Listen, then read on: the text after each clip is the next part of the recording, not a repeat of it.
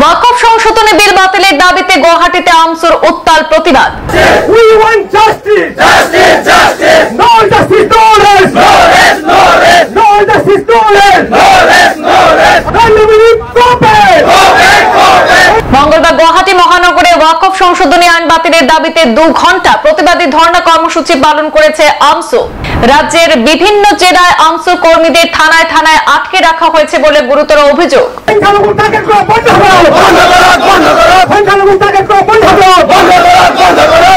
আজ গুয়াহাটিতে পূর্ব নির্ধারিত ঘোষণা অনুযায়ী আমসুর হাজার হাজার কর্মীদের নিয়ে প্রতিবাদী ধর্ণা কর্মসূচি পালন করা হয়। ধর্ণা কার্যসূচিতে আসাম সরকার হায় হায়, কেন্দ্রীয় সরকার হায় হায়, হিমন্ত বিশ্ব শর্মা হায় হায়, নরেন্দ্র মোদী হায় হায়, ওয়াকফ সংশোধনী আইন বাতিল করতে হবে, ভূমিহীন মানুষদের পাট্টার ব্যবস্থা করতে হবে ইত্যাদি স্লোগান তুলে আমসু কর্মীরা গুয়াহাটি মহানগরীর আকাশ বাতাস কাঁপিয়ে তোলেন। শেষে রেজাউল করিম বলেন, ওয়াকফ সংশোধনী আইন বাতিলের দাবিতে আমসুর আন্দোলন আরো তীব্র গতিতে রাজ্যের বিভিন্ন জেলায় জেলায় গণতান্ত্রিক পদ্ধতিতে গণ আন্দোলন গড়ে তোলা হবে বলে স্পষ্ট ভাষায় জানিয়ে দেন তিনি। রেজাউল করিম সরকারও জানান যে গণতান্ত্রিক পদ্ধতিতে শান্তিপ্রিয় আমসুর আন্দোলনে পুলিশ প্রশাসন বাধা দিলে সমস্ত রাজ্য জুড়ে ভয়ঙ্কর আন্দোলন গড়ে তুলবে আমসু। এদিনের আন্দোলনে উপস্থিত ছিলেন কেন্দ্রীয় কমিটির সভাপতি রেজাউল করিম সরকার, কার্যকারী সভাপতি আইনজীবী ইমতিয়াজ হোসেন, সাধারণ সম্পাদক মিন্নাতুল ইসলাম এবং কুদ্দুস আলী প্রমুখ। সম্পত্তি কেনেকে কাঢ়িব পৰা যায়, ওয়াকফ সংশোধনী আইন বনাই পেলাই এই সম্পত্তি ট্ৰেইনিং কৰি এই আইন আনিছে। গতিকে আমি স্পষ্টকৈ কৈছোঁ, এই আইন আমি নামানো।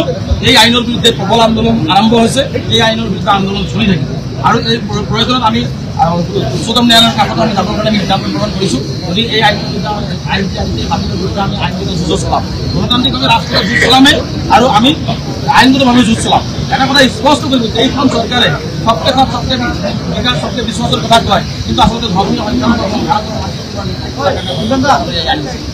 আজি আমার লাখ লাখ মহিলা উপকৃত হয়েছে, লাখ লাখ মানুষ মনের উপর হাত ধরে কোনো যুক্তি নাকি এই আইনটাকে আনি পেলে আমার সম্পত্তি আজি জিলা প্রশাসনের জড়িত সরকারের হাতত কি হবে। আজি রাম মন্দির নির্মাণ পরিচালনা সমিতি কোনো এজন মুসলমান মানুহক সম্পূর্ণ সনাতনী হিন্দু হব লাগে, তেনেহলে কিয় আজি চৰকাৰে আজি এখন হিন্দু মানুহক আজি মুছলমানৰ সম্পত্তিৰ ওপৰত তেওঁলোকে চকু দিবৰ কাৰণে তেওঁলোকে সম্পত্তি আহৰণ গতিকে এইটো সম্পূৰ্ণভাৱে বেআইনী, সম্পূৰ্ণভাৱে অগণতান্ত্ৰিক আৰু অসাংবিধানিক। তেওঁলোকে জোৰ জুলুম কৰি মুছলমানৰ যিহেতু তেওঁলোকে সংখ্যালঘুসকলক একো দিয়ে থকা নাই, তেওঁলোকে সংখ্যালঘুসকলক সদায় জমৰ যতনা দি আছে, সংখ্যালঘুৰ উন্নয়ন তেওঁলোকে কৰাই নাই। আৰু সংখ্যালঘুসকলৰ যিখিনি ঘৰ বাৰী মাটি আছে আজি সংখ্যালঘুসকলে আজি মৃত্যুৰ পিছত শান্তিত তেওঁলোকে কবৰস্থানত থ'ব বিচাৰে, সেই কবৰস্থান তেওঁলোকে কাঢ়ি ল'ব বিচাৰিছে, মছজিদ তেওঁলোকে কাঢ়ি ল'ব বিচাৰিছে, তেওঁলোকৰ শিক্ষা কাঢ়ি ল'ব বিচাৰিছে, তেওঁলোকৰ অৰ্থনৈতিক উন্নয়ন কাঢ়ি ল'ব বিচাৰিছে। সেইটো আমি কোনো পদ্ধতিৰে মানিব নোৱাৰোঁ। গতিকে এই আইন বাতিল হ'ব লাগিবই। চৰকাৰে যিমানেই ষড়যন্ত্ৰ নকৰক কিয় আমি এই আইনৰ বিৰুদ্ধে কৰি আছোঁ। এই আইনৰ তেওঁলোকে এই আইন বাতিল নকৰে। লগতে আমি এটা কথা কওঁ, অসমৰ মুখ্যমন্ত্ৰী হিমন্ত বিশ্ব শৰ্মা ডাঙৰীয়াও অসমৰ ধৰ্মীয় সংখ্যালঘুসকলক টাৰ্গেট কৰি অসাংবিধানিকভাৱে নিৰ্মম অত্যাচাৰ চলাই আছে। আজি কোনোবাই কথা ক'ব বিচাৰিলে, কোনোবাই ব্যৱসায় কৰিলে, কোনোবাই বিভিন্ন অনুষ্ঠান প্ৰতিষ্ঠান পাতিলে, সেই মানুহখিনিক টাৰ্গেট কৰি ধৰ্মীয় অঞ্চলক টাৰ্গেট কৰি তেওঁলোকে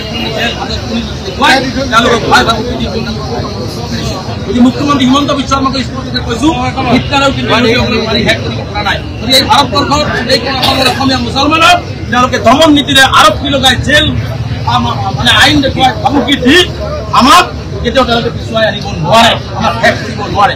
হিমন্ত বিশ্ব শৰ্মা ডাঙৰীয়াই এটাৰ পিছত এটা টাৰ্গেট আৰম্ভ কৰিছে। আজি আমাৰ শিক্ষাৰ ওপৰত টাৰ্গেট কৰিছে, মেডিকেল চিট কাটিছে, চহৰৰ মানুহৰ মাটিত হত্যা দিয়াই বসুন্ধৰাত আজি মুছলমানৰ প্ৰতি ইমান দৰদ মুখ্যমন্ত্ৰী বাৰে মাজে মাজে কয় যে মুছলমানসকল ডক্টৰ ইঞ্জিনিয়াৰ হ'ব লাগে, মুছলমানসকলক মই এইটো দিছোঁ সেইটো দিছোঁ, খিলঞ্জীয়া মুছলমানক মই ভাগ কৰিছোঁ, খিলঞ্জীয়া মুছলমানক বহুত কাম কৰিছোঁ, খিলঞ্জীয়াই কওক খিলঞ্জীয়াই কওক। আজি মাটি কিনিবৰ কাৰণে মুছলমানসকলে হিন্দু মানুহৰ ওচৰত যাব নোৱাৰে, মাটি তেওঁলোকে কিনিব নোৱাৰে।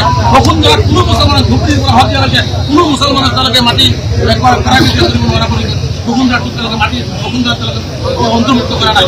গতিকে এটাৰ পিছত এটা মাদ্ৰাছাৰ ওপৰত আক্ৰমণ কৰিছে, উচ্ছেদৰ নামত আক্ৰমণ কৰিছে। এই সমগ্ৰ সমস্যাখিনি লৈ আজি এই প্ৰতিবাদী কাৰ্যসূচী গ্ৰহণ কৰিছে। আৰু এটা যাব বিচাৰিছোঁ মুখ্যমন্ত্ৰী ডাঙৰীয়াক যে এনেকুৱা ধৰণৰ নিৰ্মম অত্যাচাৰ, এনেকুৱা ধৰণৰ হিটলাৰী পুলিচতন্ত্ৰ স্বৈৰতন্ত্ৰৰে আপুনি কিন্তু আমাৰ এইবোৰ বন্ধ কৰি অৰ্থনৈতিকভাৱে মানুহক আগুৱাই লৈ যাওক, অসম আগুৱাই লৈ যাওক, সকলো জাতি জনজাতি মুখ্যমন্ত্ৰী হওক। মুখ্যমন্ত্ৰীয়ে নিজৰ চকীত হওক গৰিমা নষ্ট কৰিছে।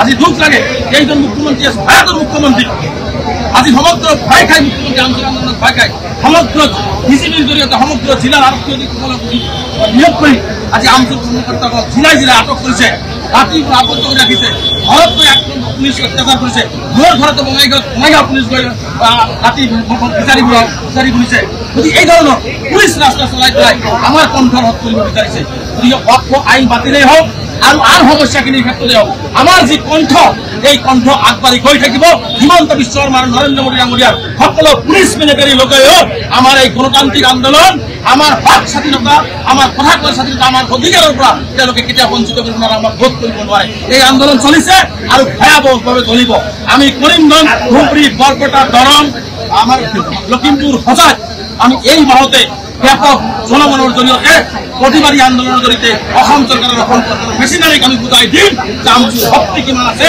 গণতান্ত্ৰিকভাৱে আমি অসম চৰকাৰৰ ভাৰত চৰকাৰক